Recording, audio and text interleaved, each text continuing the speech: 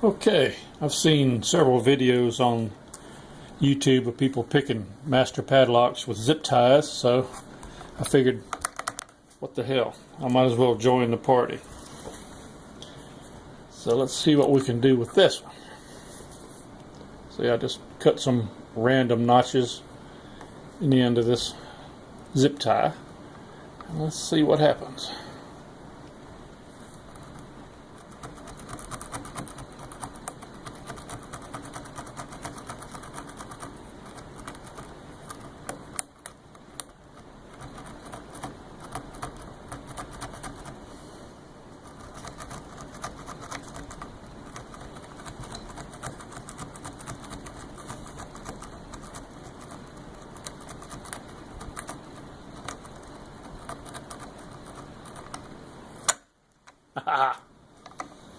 There she is,